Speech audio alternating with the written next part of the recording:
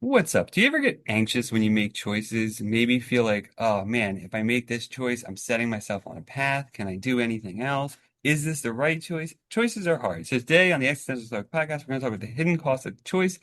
I'm Danny, here with my buddy Randy. What's up, Randy? Yo, Danny. Yeah, I thought this would be a good one because I don't know. I've been thinking a lot about choices recently, and like the existentialists talk about it. I mean, every philosopher does, obviously with ethics, but the existentialists, I think, really nail it when they talk about the dread and the anxiety around choice. You can actually get paralyzed because that feeling that, like if you're really trying to live your own life, each choice is setting you on a certain course, defining you a certain way, especially especially big choices, and if you make the wrong one, you're fully responsible for it. No one else is to blame. There's no one else to hold accountable. It's just you, and it can be paralyzing.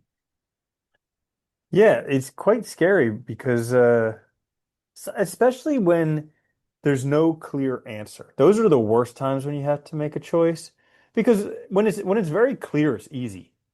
Piece of cake. It's like, yeah, Yeah. this. But most of the time, or a lot of the time, it's not very clear. And you don't have any good options. You're just picking like the best of the bad options. Well, and it's like too, like big choices. I don't think there is ever a clear answer, right? Because it's like, I was talking about this with Anna yesterday, like, it's like you can imagine like many different lives for yourself, right? Like I think most of us can. Like we can imagine having made many different choices in our past and imagine a different course of our lives. And we don't really know if it would be better or worse because we're not living it. And that's kind of like the True. the really hard thing too, is that you don't have any information because you're not doing it, right? It's only the lived experience you really know. Yeah, and you'll never know, especially if you don't like the choice, because you can look back in hindsight and been like, oh, if only I would have made that other choice. But at that time, you're just doing the best that you could Yeah, I mean that's with the it. with the limited information that you had. Yeah, it's really brutal. It's funny too, because like they talk about I like there's this philosopher Jose Ortega that talks about like our lives and self-creation is like creating a project of life or a project of existence. So like he thinks of it as like so you have an idea of what you want to be, you try to make that a reality. But as you're trying to make that a reality, it also is changing. So it's like this constant process of trying to become something in the world that's never really finished. And I always like that idea too, because I feel like that's how our lives are. Like we're all trying to navigate through to make this like life that's a good life or the happy life or however we want to define it. But we're never actually like completed in that, right? Because at some point we're going to die in the process of essentially still trying to build that life or that person, be that person in the world, which is kind of interesting. hmm Yeah, and so like now, I think nowadays we have more choice than we've ever had before, and so it can almost feel kind of crippling. And I read this thing the other day that like we have the freedom of choice, but if we're not willing to make those choices, then we're not really free. Yeah, right. I mean, if you're not willing to say, I mean, I think that's what's funny is our freedom comes from the power of our yes and no, right? Of making those decisions for ourselves. But I think a lot of us too let other things decide for us, right? You let external It's easier. pressures. Yeah, right. It's easy to kind of, because it's funny, then you have something to blame besides yourself too. Like I hmm remember talking, I had a student one time, this is going back a ways, but they were doing this degree program and they were like, they didn't like it. I was like, well, why are you doing it? They're like, well, my parents wanted me to do this. And I figured like, at least that way, if I hated it, like it's not my fault. And I was like, but it is, you're still your fault. You're still living it. Like, hmm then nobody else is. It's very Well, strange. you know what's interesting is that it's really never too late. Like as long as there's still breath in your nostrils, it's really never too late. Because I look back at my life and when I was younger, I made a lot of decisions because my reasoning was society forced me on it or my parents forced me on it or Yeah. whatever. And these were things that I did not like at all. But it's interesting because there is enough time to kind of change it if you don't like it. Well, I think that's a good point, right? Because I think especially when we're young, I think all of us do that, right? Because I did that too. Like we make decisions that we think are right, but really we're not making choices. We're just using information from the outside and kind of using that to determine what to do because we don't really know, right? Like what's going to be the best option. And then if that turns out to be bad, I think that's why a lot of people end up feeling stuck and miserable because they're in this life they don't want to live, but they don't realize that they still have time. It's not over. You still have time to make those changes, but that takes a lot of effort too, and that's also scary. And I think that's the other hard part, right? Like changing careers midlife or making big life changes midlife is really terrifying to a lot of people. And I totally get that because it is. It's like you've invested all this time in something, even if you hate it, you at least know it sucks. Yeah, and it's just exceptionally hard with how distracted people are. Like there's this one dude who keeps talking to me about this business that he wants to start, and he's been going on about this for like 6 months already, but he hasn't taken any steps to do it because he has all the excuses, and he says he needs a lot of time in order to do it, but it's just not true. It's an excuse because you only build it up piece by piece. And, he has time to stay abreast of the news and, the gossip and Twitter and all this stuff, or TikTok or whatever, but uh, just not to do this thing. Well, that's the other funny thing is you hear people say that all the time. Where like staying atop of the news or social media and stuff that's taking away a lot of time. They act like they don't have a choice, but that is also a choice. And so I think this is one of the things I do like about the existentialists is like recognizing that everything we do is our responsibility and our choice. At the end of the day, it's totally on us. Because even if we do it because of outside factors or outside pressures or whatever, they're not accountable for it. Only you are. It's only your life that's affected. And I think you see a lot of people do that though, because they look for excuses because I think it does make it easier to deal with and explain away our situation or our fears, right? He's probably also afraid of doing something new. Like he has Oh this yeah, idea because that's maybe a good idea and he wants to do it, but it's scary also to think about like your life might change. If it's successful, you might be really freaking busy for a while and have no time for anything else, you know? yeah, Yeah. or you might have a very big failure and lose a lot of time. Yeah. But it's interesting because I think it was like the early 2000s. There was this book that really doesn't need to be a book because the title says it all, but The Paradox of Choice by Barry Schwartz. Where like basically the more choices we have, the less we can decide. And it's just based on some scientific studies where they give people more choices and it takes them longer to decide if they can even do so. So like you have two things and you can decide pretty easily, but then you have five or seven or whatever. And then they always talk about like the ketchups or the in the Well, supermarket like or the like the big box pasta stores, sauces in the right? supermarket. Yeah. Yeah, you go and you want to get a microwave, there's 47 different options. And Or it's or like, they have a whole aisle at the supermarket of pasta sauces and it's yeah, like, how do I even know? yeah. Yeah. Well, that's just it. I think it's funny because there's yeah, I think there's you hear about that a lot with like presidents and stuff. I know I know specifically I heard this with Obama, but like only having two colors of suits. He got rid of every other one because he just kept I think it was like blue and gray or something. But like the point was is that he didn't have to think about that. That was one thing he didn't have to think about anymore during his day because he was going to have to make so many choices every day as president that Hmm. that eliminates some of those little things. And I know studies have shown that we get this sort of like I guess it's like a exhaustion with choice when we have to make a Yeah. lot during the day or like when they're overwhelmed by options. Yeah. Yeah. We only have enough mental bandwidth to make so many choices. And that's why like persistence pays. Like a lot of advertising, they say you need to get in front of the person like 7 or 8 times because they can say no 7 or 8 times, but then eventually they just get tired of saying no. And they're like, okay, fine. Also enough times too you remember it, right? So Hmm. when that choice does come up, if you do need, that's going to be the one you go to because it's the one you remember. That's the other thing I Yeah. think that's hard nowadays is we're advertised to so much that there's so many things trying to influence our choice all the time to make us do a certain, act a certain way, choose a certain thing. It's really hard. What do you Hmm. do when you're faced with choices like this? How do you decide? Because I think this is the other hard part too, is like, you know, I don't know. I was thinking about this, like, is there a way to help people with that? Yeah, there is, but it's not a great option. Recently, when I have like multiple options that there's kind of like reasons for each of them, I usually go to ChatGPT to help me with it because You let somebody else you know choose.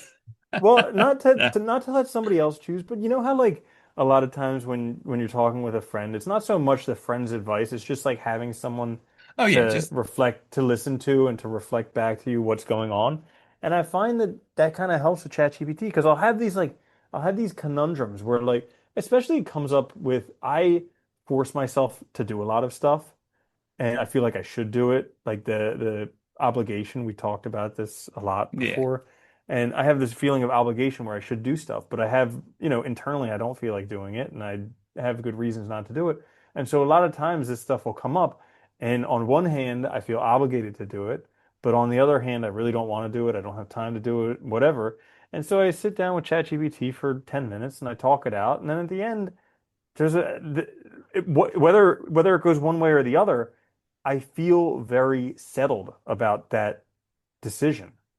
I Whereas like that before I though. was Yeah. completely up in the air. No, I like that one because getting it out in the world, having a chance to sort of talk about it, not in your head, but like typing it Hmm. out, having some sort of Yeah. response. Because you could, like you said, you could do that with a friend, but I think that's a good option if you don't have that, you don't have somebody that you can talk to right away, or if it's something that's like you just don't want to involve other people or whatever, that's a good option. I actually like that. Yeah. I thought you meant like you were getting the answer from them. That would be bad.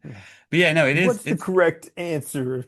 How do it's, I live my best life, ChatGPT? well, Should I it's do hard. this or that? It's hard too, because I know like what Kierkegaard says too, like, like at some point too, those choices, like we have op opportunities, but they'll pass by if you don't make a choice. Like at some point, time will also decide for you. So I think like I've been trying to remember that a lot too. And like I know for myself, like a lot of times, like I'll have these things that are on my mind. And a lot of times it just comes to like pulling the trigger and doing it and just Hmm. committing to it because it's really my fear of change is really what's dragging me down essentially. But Hmm. it's also realizing that I'm not happy with what's already currently going on. So it's worth taking the risk to try and do something different that would improve my situation and improve my life. And I think, Definitely. yeah, it also empowers you to be kind of yourself and more accountable for who you are rather than kind of just drifting through and blaming everybody in victimization, you know?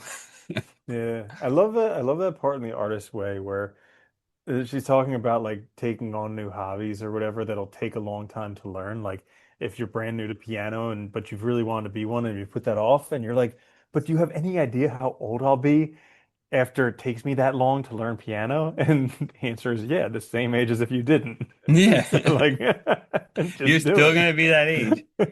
Yeah. Yeah. It is funny that we put off, and you see that a lot nowadays too. And I think that is one of the downsides of all the technology and connectedness is like people put off so many things like hobbies or things that like would improve their lives because they don't feel like they have time because of these distractions that are really not a good use of time, probably, arguably, but actually a No, pretty they're bad just use. they're 100% just an addictive thing.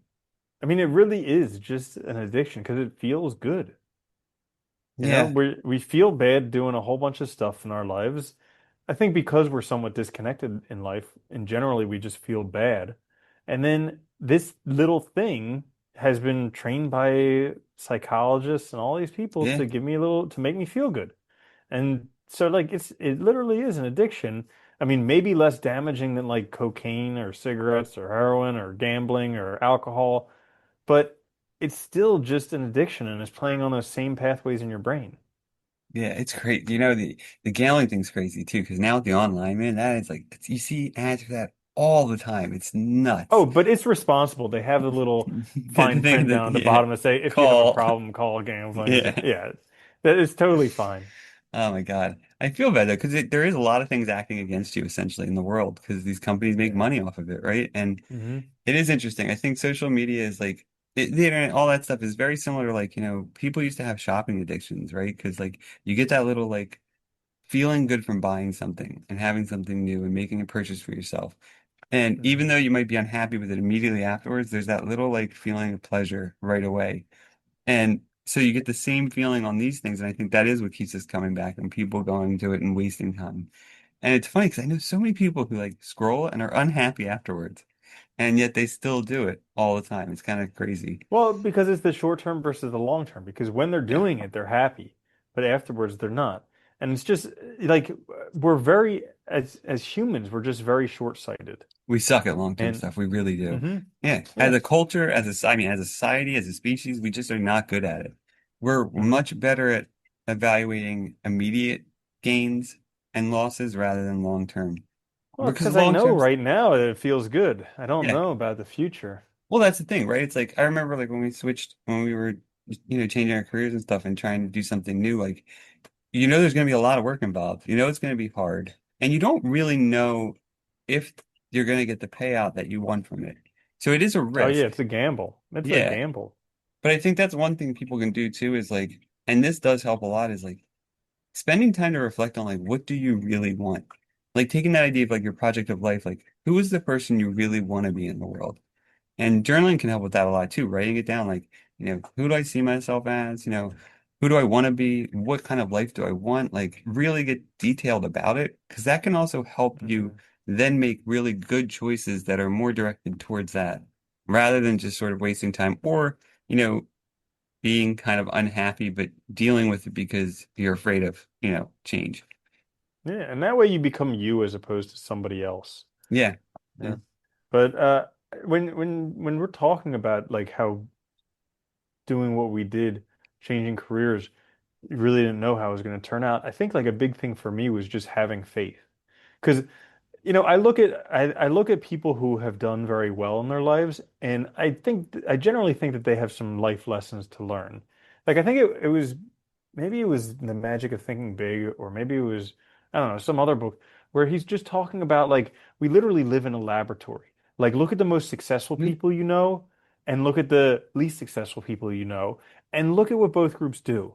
And you'll see a very clear difference between what they do. And so if you want to be part of that successful group, do that successful stuff. And so like part of what a lot of the successful people said was the more you learn, the more you earn. Yeah. So like I was like, even though it was super painful in the present, and it still is, even though I had no idea if this would actually turn out, it was just one of those things where I just trusted. I had faith because these other people who were kind of paragons were saying, hey, the more you learn, the more you earn. These people who, if they had any superpower, they would just want to read faster. Like, how freaking crazy, not even Yeah. X-ray vision or something, or being invisible or something like that. But yeah, so it's I think having faith is a very important part of choice because you have to believe that the choices you're making is worthwhile. That's important for motivation. But I also think too, like even by making those choices, like especially like learning new skills and stuff, new opportunities are created just in virtue of doing that. Because you're making yourself able to accept those opportunities when they present themselves, where you wouldn't have been able to before. So I think that's the other side of it too, is like just doing new things, you're gonna have new opportunities. So even if you aren't sure, that that's where the faith can come in too, is that have faith that like this will open new doors that weren't open before because you didn't have these skills. Yeah, I Mm, agree with you. I think like learning is like one of the best things, and like it's so easy to learn new things now because of all these resources. And so it is like we have almost infinite possibilities. There's no reason that should stop us from trying to make these changes. Yeah. definitely. Yeah. Anything else you want to add? All right. Well, there you have it. Hopefully that helps. Choice can be difficult. If you like this episode, check us out on YouTube, wherever you get your podcast. Like, share, subscribe. It helps us out a lot. We'll be back later this week with another episode. Until next time, later, Andy. Later, Danny.